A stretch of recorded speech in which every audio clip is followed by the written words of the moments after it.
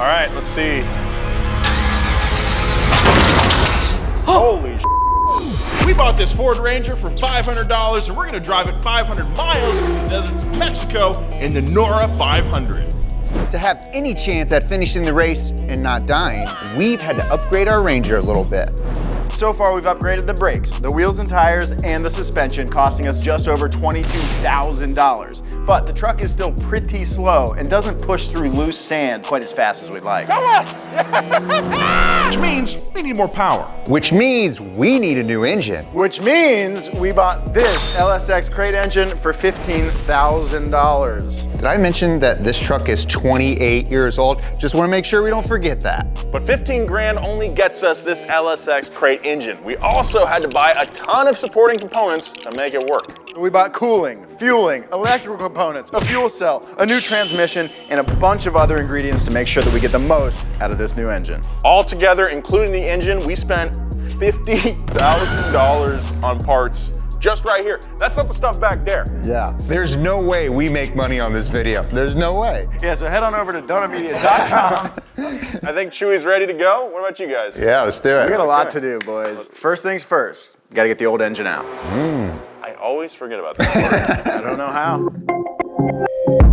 Jimmy! Hey.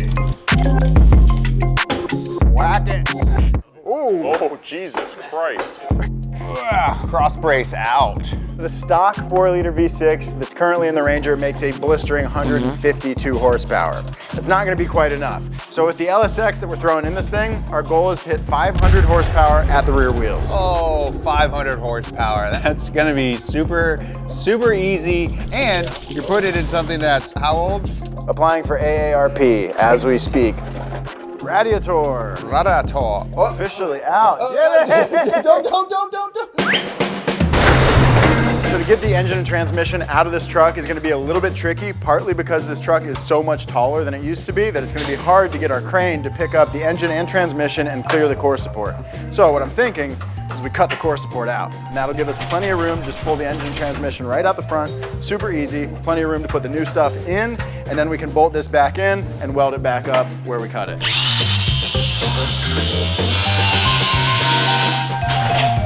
Voila! Woo! Now look at all this room we have. This thing's gonna come out easy peasy. Right, guys?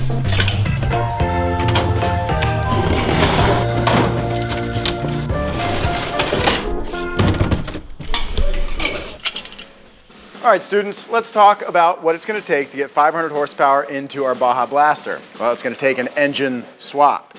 So that broken down into steps is only 5 steps. Seems pretty easy, doesn't it? Step 1, remove the stock engine. That's what we're working on right now. We can also be dressing the LSX, putting some of the bits and bobs that we have for it on it that'll be easier to install outside of the vehicle than they will be inside of the vehicle. Step 2 is installing the LSX, which should be fairly easy. You just gotta hoist it in there, drop it on the mounts, bolt it in place. The big step and the majority of the work come at step 3. Just gotta wrangle the 5 elements. The cooling system, water. The drivetrain takes power down to the ground, the earth. The intake and exhaust, air. The fueling system, fire. And all those things combined, Captain Planet. Or the hot chick from Fifth Sense, Sixth Sense, Fifth Element, or the Avatar dude. Then on to step 4, fire it up, hopefully. Assuming step 4 goes well, we can move to step 5, which is taking this thing to a dyno, getting it tuned, and seeing how many horsepower we can get through those 37-inch tires. Don't you dare. Okay. You gonna pump it up? Yeah. Yeah, baby.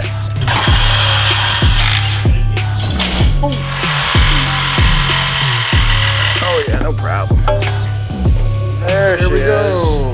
She's free. You know what? This was a valiant engine. It was. It drank a lot of water. It drank a lot of water, and it didn't die. Yep. So, great job, little 4.0. You did everything you could. Dun dun dun dun dun dun dun dun dun dun dun dun.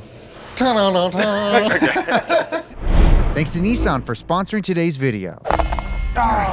Dang it. The ice dragon's now enraged, and his roar causes you to freeze in terror. Oh, come on! All right, Rogue, your move. I roll out of the shadows, revealing my aggressive new styling, and flash my headlights to get the ice dragon's attention. You do what now? Wait, I thought you were playing as a rogue. I am. A 2024 Nissan Rogue. Can you do that? Can he do that? Okay, hold on. I turn the drive mode dial to sport mode and launch all 201 horsepower straight at the ice dragon. Think again. Ice Dragon casts blizzard breath, covering the ground in slippery ice. Are you guys serious right now? I see the ice and I laugh, knowing that I have intelligent all-wheel drive and not just sport mode, but 5 total drive modes. You wouldn't dare. I crank the dial to snow mode and drive across the ice with ease. Hey Google, find me the fastest way out of here. Hey, you can't do that. Oh yeah? I got Google built in. Finding you the fastest route now. Whoa, what about us? I swing open my doors, revealing a black semi-aniline leather interior and room for 5 people. I jump in the Nissan Rogue. We jump in the Nissan Rogue. Not so fast. The Ice Dragon slams its hulking body in front of the exit, preparing for its final strike. Hey Google, play the Ice Dragon's favorite song. I'm a big scary ice dragon, more treasure than you could ever imagine. Take your adventures to the next level with the 2024 Nissan Rogue. To learn more, click the link below. All right, Jerry. Yeah. I already did it. That's so much less satisfying. I know.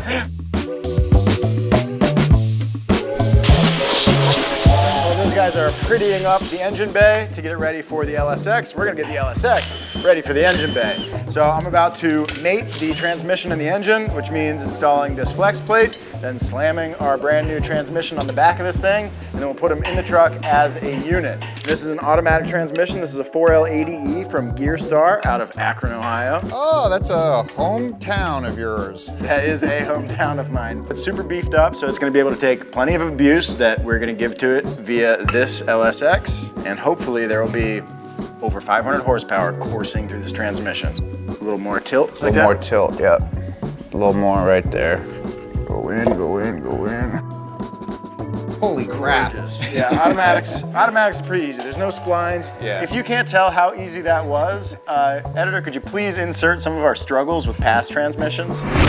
Okay, yo.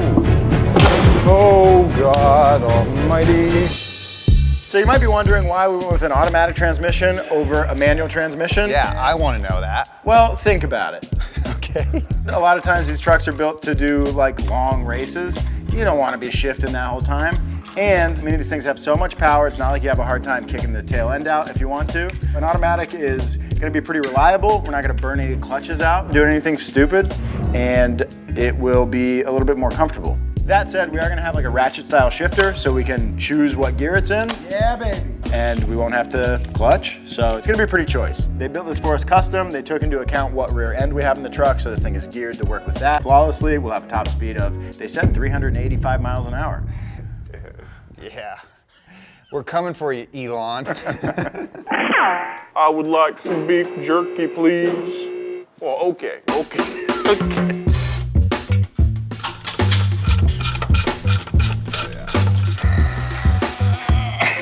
Now that the boys have the engine mounts bolted up to the truck, I've got the rest of the engine mounts right here, and these are about ready to go onto the engine. The only thing is, there's a handful of ways they could go on, and I don't got no instructions. So we're gonna take some measurements and try to get it right the first try, but we might not. Unfortunately, we have the starter blocking us in the location that we want. So we got to move the motor mount a little bit forward. That's going to push the engine further back, which is going to make contact with the firewall. So we have to start beating or cutting firewall to make room to fit this engine.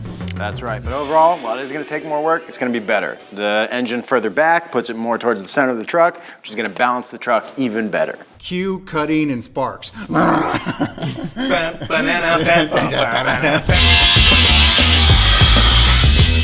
Beat stick.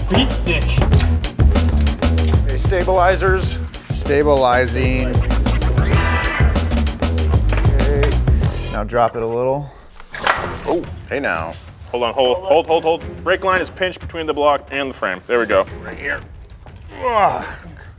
Okay, all right, so we're getting real close. We Yeah, just need okay, to so push your that. engine mount is like touching, I think. We didn't quite get it in, but we found out where we're having clearance issues, so we're gonna pull it about halfway back out just till we have room, make some clearance, give it another shot. But we were closer than I thought on the first try.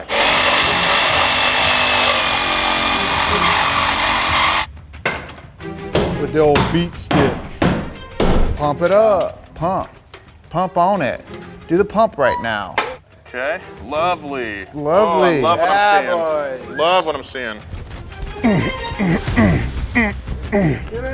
Go get it in, get it in, get it in. There she is. There she goes. Good job, boy. Thank you guys so much for watching. See us next time. Make sure. I'm just kidding. We still got a lot to do.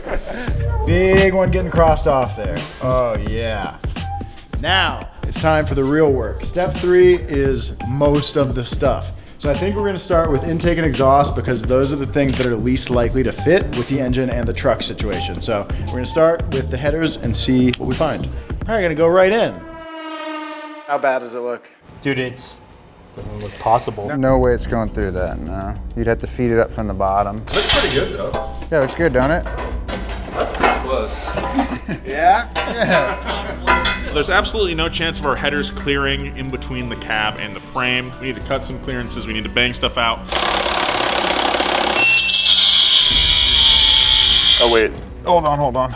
We've been trying to make the headers fit in the traditional way, which is to say down and out the back. But as you might remember in our video where we tore down this LSX, the LSX actually has extra head studs. No other LS has that but the LSX. Those head studs are interfering with our headers. And it's not like we're gonna compromise or remove those head studs. They're there for a reason and we're gonna keep them. Oh, I know how we do it. Take stainless. Other way around, so they're facing out. Oh, forward. Oh, out the. Now that's not a bad idea, Jimmy. I'm actually for this right now. Does it actually work? Does the pattern line up? Yeah, the pattern's equal, so you can do that. Bro. That's great. Get out of here. For real? Yeah. I think it can be cool. We just want to make sure that we're not choking ourselves out with exhaust fumes in the cab of the truck. You know, we're going to be in this thing for a long time consecutively. And, you know, we don't want to die. But I think this could be cool. We tried so hard to do this well. Yeah. And Even the best laid plans, boys. Another bold decision that will literally be the only thing people talk about. Remember those guys put the headers forward with a bunch of freaking idiots? Just give me moral support. You got this. You're gonna do great. Just keep going. Just keep going. Don't give up. Are you sure? Just go. Come on, do it. Do it. Come on. You got it. You got it. You got it. You got it. It's all done. That looks pretty good. Does it? That looks pretty good. With our forward-facing header situation, we do gain a lot of clearance in some critical areas, but we lose some up here. We are interfering with the alternator. The alternator is a very delicate piece of electrical equipment, and we would like to not melt it with this exhaust.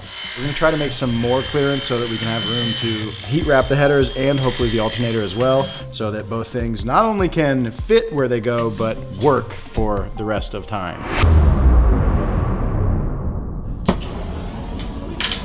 Okay. I thought sunglasses were gonna be enough. That was not the case.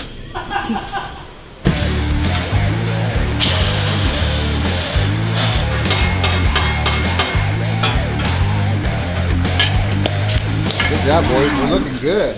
From the front, this thing looks like a monster, like an animal of sorts. It looks like Dr. Lovelace's spider from Wild Wild West. Remember that movie? Oh, you're doing, dude, you got the deep cuts. Okay, we've got a to-do list for ourselves today. We just got done with the headers by choosing to run them backwards. So now we're on to another few big items. Getting the intake into the cabin, so Justin and Nolan are gonna be working on that. We need to make a transmission brace, so I'm gonna be working on that, while Adam works on mounting the fuel cell. So we got a lot more to add to this list, but this is a really good starting point. I think we're gonna have a very progress-filled day. We're trying to pull this interior apart, and right under the seat, there's an entire ecosystem of mold. I don't know about you, but I don't want to breathe that in. I found some Pokemans. You found Pokemon cards?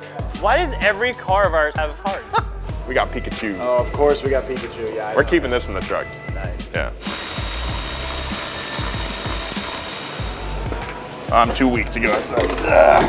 So we've removed the entire interior. We are going to be running the intake from the engine bay into the cab, so that we're sucking in the freshest air possible, keeping the engine nice and happy, not sucking in a bunch of dust and dirt. And it's also going to sound really cool.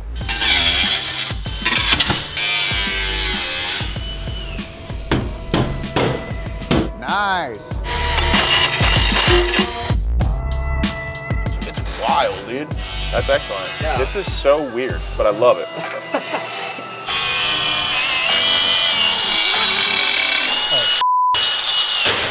I shot that right at Zach. Yeah, I was getting nailed. Fuel cage will be here. We'll have a spout over here to be able to refuel. Yeah, does it look good or what? Yeah, it does. Sweet. So we got a fuel cell from Radium over here, and this system, like basically everything for the fueling, being the fuel rails, pressure regulator, the surge tank, the tank, is right around 6K. Yowza! So we kind of went crazy on the catalog, but we, you know, want to make sure it's reliable. Yeah, right? So, and when we're out in the desert, I'm sure we'll be thankful that we have it. This is a 22-gallon tank? 22-gallon tank. And what's cool about fuel cells is they're supposed to be able to retain all their fuel. If you're tipped upside down, they're heavily dent resistant so that fuel doesn't go everywhere. And we've got a fuel surge tank inside of this guy, so that helps with fuel starvation. Yeah. Nothing says race car like a big fuel cell. Yeah, and Radium makes some nice stuff. A really unconventional way of doing that. Nice. Next up, I'll be mocking up our engine oil cooler and our transmission cooler. This is gonna help us cool all our fluids down and hold more capacity. Now, our factory Ranger did not have this. That's also because this was just a cruiser. We're gonna be blasting through the Baja Desert. We're gonna be at 5,000 RPM, 6,000 RPM. So with a larger cooling capacity, it'll just be more reliable. Another positive thing about putting it back here is it frees up room in the front and throws weight to the back so that when we do send this thing off a jump, it'll be as level as possible.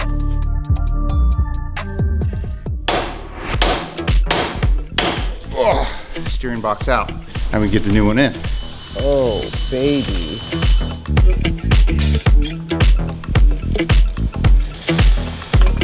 Here we go. Replace steering box in. Quick and easy job. Are you done with the trans brace, Joby? No! Next thing I have to do is start working on the radiator. And this thing is huge. Look at this sucker. Oh, it weighs a good 25, 30 pounds probably. We have some clearance issues, obviously, with our front support here. So a lot of cuts, but eventually we'll get it in there. And really, this is super important. We're gonna be out in the desert. It's gonna be hot as crap. Yeah, one of the most important parts. Our cooling system. If we want to make it 500 miles, we can't be overheating. Right. Overheating is akin to death. Yeah. All right, it's a brand new day, but we need to figure out who's gonna do the wiring. We gotta do the avatar, the ECU, the controller of it all, and that's honestly my least favorite work. Yeah, I'm not a fan. You got anybody? You know anybody? Dude, I heard of a guy. You did? Yeah. Who is it?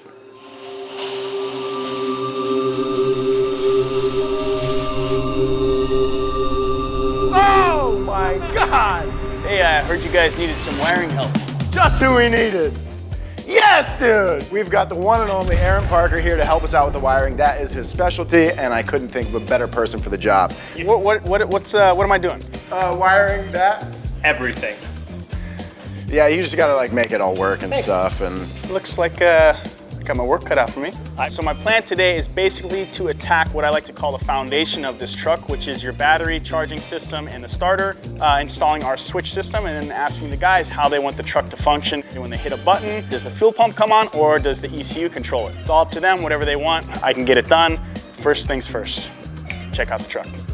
Adam did a great job putting me on the right path, and he got all this sweet link gear. It comes with plug-in ECU and a wiring loom that actually is plug and play and requires very minimal in order for us to fit this unorthodox engine into our truck. So it's pretty cool because, again, I don't have to mess with any of the inputs or outputs. It plugs directly in, and the only thing I'm going to need to do is extend a couple sensors because, again, our engine is not in the normal orientation that this application demands.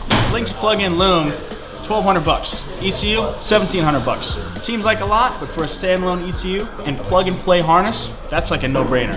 Thanks, Link.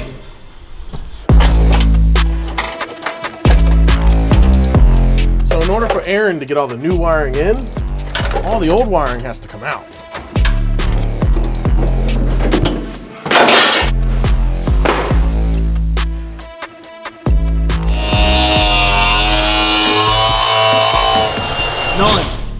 Nolan. Huh? Hey, did you just go through right there? I did. It actually went through the bell housing as well. No, it didn't. Dude, I could see it. I could see it, nicked it. I did hit the bell housing. It went straight through the floor and hit the bell housing. Yeah. Son of a I was trying to drill out the spot weld. Went through the floor. So, it's fine. Nothing Job can't weld up. That's my bad. You know? Don't know my own strength, man. Nolan has cut a beautiful hole in the firewall, which gives us access to our throttle body. We can see our engine. We want to seal the firewall up to that tube so that no air is like flying through here. What we were hoping was that the engine would sit far enough forward that the only thing that would intersect the firewall is actually the intake tube itself. But it sits so far back that where it intersects the firewall is around this kind of complex surface of the throttle body. So what we're gonna do is effectively build the firewall out a little bit further so it lands around here, so it will just intersect the tube. It's gonna take a little bit of fabrication to make that firewall, but it shouldn't be too hard. Off to the bandsaw. I gotta cut this out. We'll bend it into shape, weld it up. Okay. We need to cover up some gap and make it fit. So it's a lot of, put it on. Okay, now that's hitting. We'll go trim that, and then so on and so forth. But it's coming along. Oh yeah, let's weld that sucker in. Hello?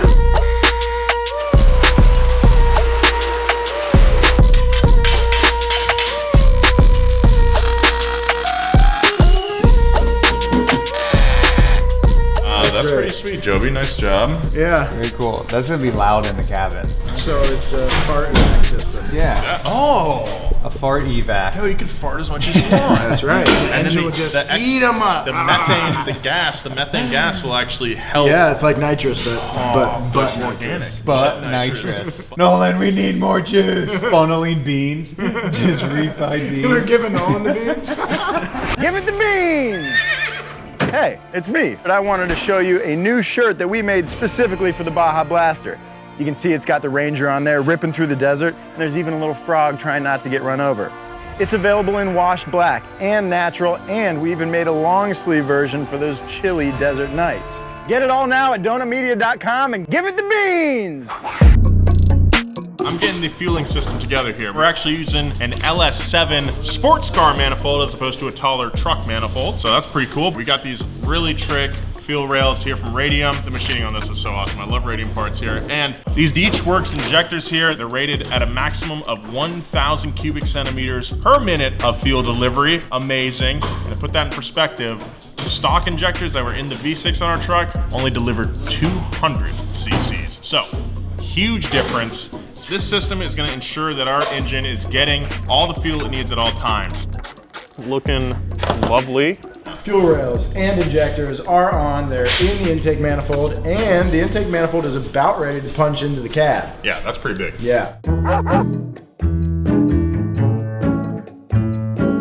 Chewing! Come here, bud. Come right here. Come right here. Oh, thank you. This is so safe. We got this thing pretty heavily tacked in, pretty tight to all the sheet metal of the truck. So now it's time to actually make the hole for the intake, confirm that it's in the right place.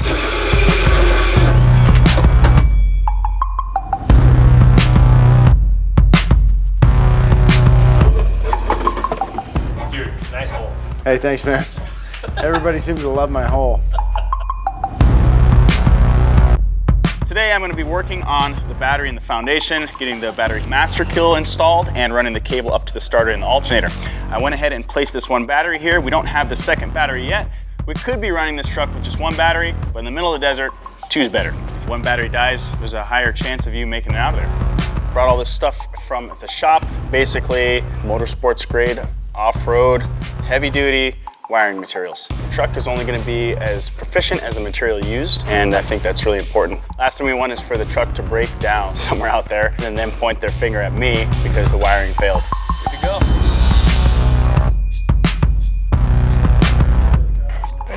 The smallest and easiest install, but I'll take a W when I can. That's right. Ah, a radiator. Look at that, it's starting to look like a truck again. Yeah. Fact is, we're in the small stuff, the little bits and pieces that take a bunch of time. This is where the fun begins. What we have here is basically the foundation of the truck. I laid it all out in front, and I'm going to be testing it to make sure that everything's installed correctly, because unlike a digital setup, this one is fixed, meaning once it's installed, that's it. There's no changing things with some programming or whatever. So this will save me some time in the future when everything's installed. Hopefully I connected everything correctly. If I hit this switch and the LED comes on, you'll hear a nice little click from the master ignition switch, and we have power. Yeah. Nice. All right, let's make it look pretty.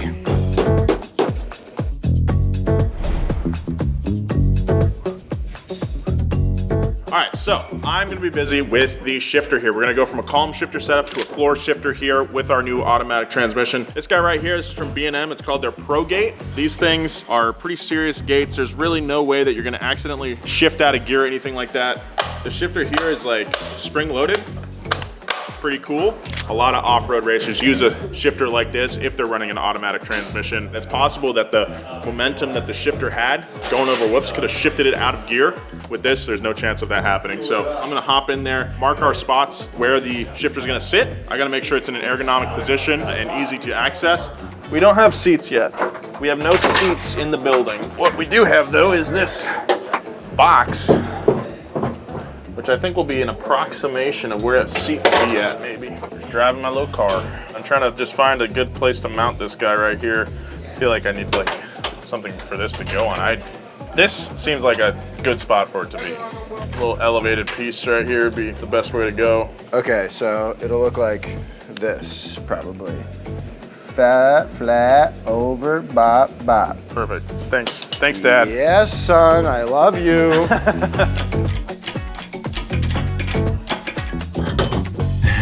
This piece of metal is way stronger than it needs to be for the job, but it's what we had laying around, so I just bent it up, and we will attach it to the tunnel here.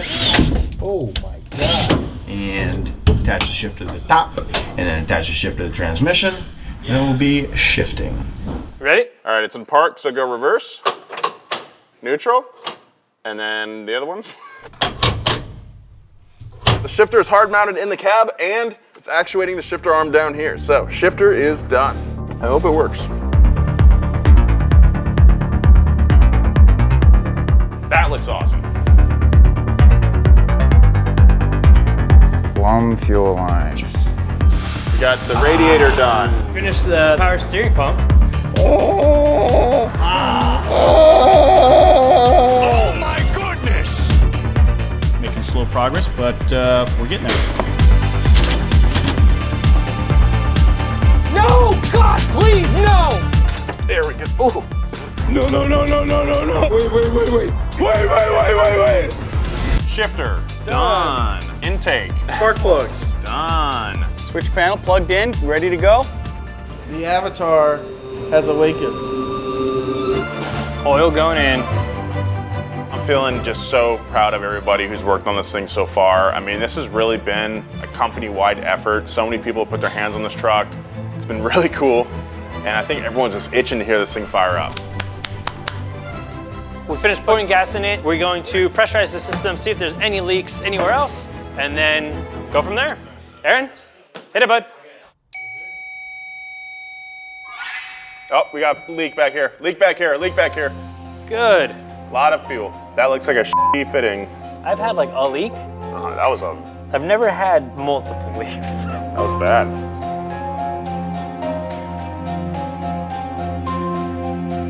Ready to go? Ready.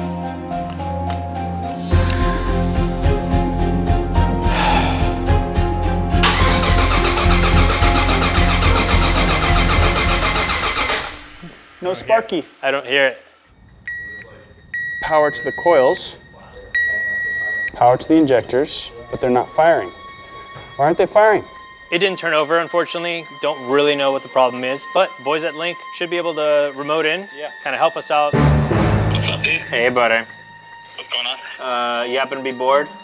What is trigger offset? 0. Okay, that should fire it up. Off, on, off, on. Okay, verified. All right, so it turns out we were getting signal to all the coil packs. Initially, we thought there was no signal. What was weird is that nothing was firing. Maybe 1, 2 are bad, right? But the odds of having 8 totally defunct coils is super unlikely. I swapped out the coil to another brand new one we had, and that did work. So we've got spark. Now I just need to change every single coil pack. I think it's more likely that there's something minutely different from the proper coil pack than what we got, because the odds of all 8 of them being bad is like insanely. That's what I'm hoping for. Yeah. All right, let's see. Holy shit. Yes! That looked like a demon. Be a spitfire, dude. That was crazy. Oh, it's getting there.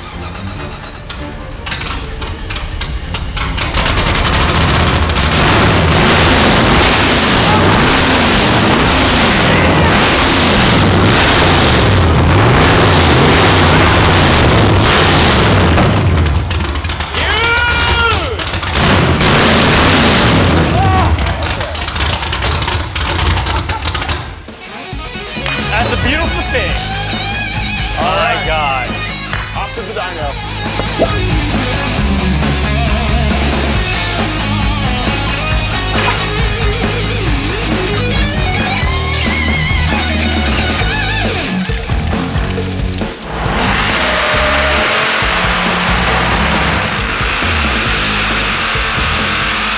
Our dyno numbers are officially in. Adam has written our peak horsepower on the back of this whiteboard. And stock, this truck made 152 whopping horsepower. Woo. So let's see what it makes with our new LSX. Drum roll, please. Flip that board. Flip that board. Okay. 453. Pretty good. So that's slightly shy of our goal of 500, but that's over 500 at the crank. Easily. Our torque numbers are 550. Oh, nice. Yeah. Great. Awesome. I call that a super win. Yeah, this thing is going to be wicked fun.